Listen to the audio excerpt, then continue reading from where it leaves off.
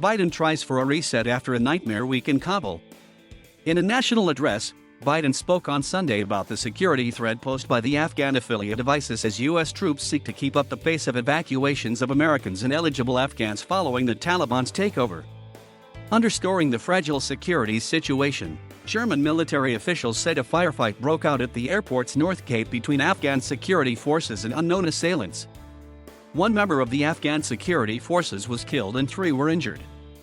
Any deterioration of an already tense security situation would not only exacerbate the already considerable risks of the operation but would pile fierce pressure on the White House over the management of the Afghan withdrawal. It would also show how events largely out of Biden's control could worsen the domestic political backlash over the crisis. And the president is not only facing peril abroad. The raging COVID-19 surge is outpacing White House efforts to ease the pandemic. And this week, the administration's political strategists must begin to deal with sharp Democratic divisions in the House over the president's top domestic priorities. Biden is seeking to seize back the initiative and to paint a picture of a commander-in-chief on top of a crisis, after days in which he appeared overtaken by dire events, defiant about his decisions, indifferent to the suffering of Afghan civilians and more in the mood to blame others than take responsibility. "We're working hard and as fast as we can to get people out," Biden said on Sunday, that attempted to reframe the confusion and point to real improvements in the rescue effort but also hedge against possible reversals in a fraught security situation amid terror threats in Kabul. "Our determination to get every American citizen home and to evacuate our Afghan allies is unwavering," the president said, after he canceled a weekend in Delaware to stay close to his national security and disaster management teams. There has rarely been a moment in this presidency when trust in the president's word and his truthfulness has been more important. The rampage of the Delta variant of COVID-19 across the country is now averaging 150,000 new cases per day, 6 weeks after Biden declared partial independence from the virus. While the president has little control over Americans who refuse to get vaccinated and left themselves vulnerable to the disease, the prolonging of the emergency threatens the economy and Democratic prospects in 2022 midterm elections. Millions of American school kids are meanwhile returning to in-person classes amid a political war over masks and with parents frantic with worry about a virus that is now posing a greater threat to children. And Biden starts the week with another headache as the House of Representatives returns to consider a bipartisan infrastructure plan and a $3.5 trillion spending blueprint that exposed sharp divisions in the Democratic caucus. As his statesmanship is examined abroad, Democratic tensions will test the president's domestic political skills that were highlighted in getting both measures through the 50-50 Senate. A critical moment in the Afghan evacuation. Biden's point-by-point briefing about the expanding American rescue effort from the Roosevelt Room of the White House came after he also projected authority in addressing fatal flooding in Tennessee and the impact of Tropical Storm Henry. His comments on the floods that killed 21 people and the storm that hit the Northeast were particularly moving. And his decision to talk in detail about those two challenges before his Afghanistan update may have been a hint that the White House believes unfolding tragedies on U.S. soil may concern Americans more than those across the globe. Still, the deep peril of the Afghanistan evacuation and the impact it could have on Biden's political fortunes was underscored when he warned that the Afghan affiliate of ISIS posed a threat to U.S. forces and those who want to flee. "Every day we have troops on the ground. These troops, innocent civilians at the airport, face the risk of attack from ISIS-K from a distance," Biden said. That reality reflected the fundamental vulnerability of not just U.S. troops but that the president's own political position depends on events beyond his control in Afghanistan. After the stunning collapse of the Afghan state and the Taliban's victorious march into Kabul, the White House had to endure days of unflattering media coverage and speculation about the impact of the fiasco on Biden's reputation for leadership and his immediate political prospects. Several times last week, the rosy picture of events offered by the White House was contradicted by eyewitness reporting in the Afghan capital, raising questions about Biden's candor or his command of a chaotic situation. There were new questions on this score on Sunday. The president implied U.S. troops had expanded a safe zone around the airport and gave the impression that they were now conducting unspecified operations to extract citizens who couldn't reach entry points there. But a senior administration official later clarified that it was the Taliban that are going to be opening new entry points and that U.S. operations at the airport had not been changed or expanded. Political blowback.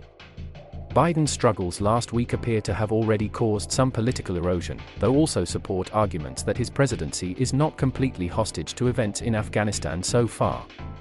In an NBC News poll published Sunday, his approval rating dipped to 49%, down from 53% in April, though still better than anything ex-President Donald Trump managed. But only 25% approved of how he managed the withdrawal from Afghanistan. A CBS News survey, meanwhile, showed that 74% of Americans thought the withdrawal had gone very or somewhat badly. And the president faces some excruciating political choices in the week ahead. It is still far from certain that with the Taliban in control, he will be able to extricate all U.S. citizens or Afghan translators and others who worked with U.S. forces. There were reports Sunday, for instance, that local staff from the now abandoned U.S. embassy had no way to get through Taliban cordons to reach evacuation flights at the airport. Biden said there were discussions inside the administration about extending his deadline of August 31st for the operation to end. Any decision to end the airlift before all Americans and Afghans eligible to come to the U.S. get out would spark a torrent of criticism in Washington. But the rescue effort is taking place on a knife edge, dependent on the tacit cooperation of the fundamentalist Taliban, and is a target for terror groups. A great nation is a nation that keeps its word, warned Republican Sen. Ben Sasse of Nebraska on Fox News Sunday. We're talking about men and women who risked their lives to protect Americans. They fought hand in hand with our troops and we made promises to them, Sasse continued. Republicans are seeking to use the crisis to create a narrative that Biden is incompetent, and to broaden the critique to his handling of border policies, the resurgence of the pandemic and the economy. Biden adamant he was right to leave the Afghan war. The question is, when is the right time to leave, he said Sunday, after taking a card from his pocket listing the 2,448 combat deaths in Afghanistan and more than 20,000 wounded. I am not about to send your son and your daughter to fight in Afghanistan, the president said in a direct appeal to American viewers. He also insisted that history would vindicate his decision is logical, right, and rational. My job is to make judgments. My job is to make judgments no one else can or will make, the president said.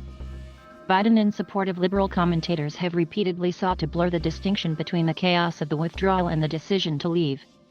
They have also portrayed Biden's critics as all keen to prolong a hopeless war.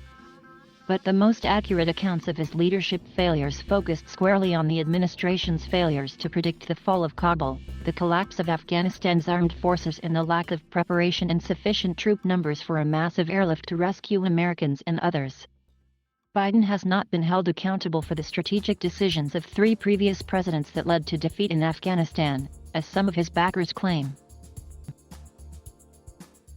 And honest critiques have included details of the hypocrisy of ex-Trump administration officials like former Secretary of State Mike Pompeo, who negotiated a plan for an even earlier U.S. withdrawal with the Taliban in a deal that included the freeing of extremist prisoners who have swelled the Taliban ranks. In the latest example of his habit of siding with U.S. foes who threaten his political opponents, Trump has early praised the fundamentalist group at a rally on Saturday night in Alabama, lauding them as tough fighters, great negotiators. Some pro-Trump Republicans and conservative media commentators have already begun to question the idea of the U.S. accepting thousands of Afghan refugees, raising familiar slanders about the possibility they could have links to terrorists. Apparently, with this in mind, Biden said that no aircraft were being flown directly from Kabul to U.S. soil. And he said that all Afghans eligible to enter the United States were being subjected to security vetting. In one of the most surprising twists of this crisis, Biden's trademark empathy was fleeting following harrowing scenes at Kabul airport as Afghan civilians clung to U.S. aircraft, and several fell to their deaths after takeoff. But on Sunday, he said his heart aches over the images on television and that he had been moved by U.S. veterans to save their former translators. Many of those veterans had criticized the lack of preparation of the U.S. withdrawal effort. It's heartbreaking. We see it, we feel it. You can't look at it and not feel it, Biden said, referring to the humanitarian plight of Afghans. The president vowed to welcome in the United States those Afghans who helped the U.S. in its longest war because that's who we are. That's what America is.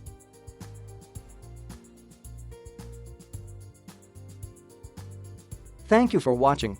Please subscribe,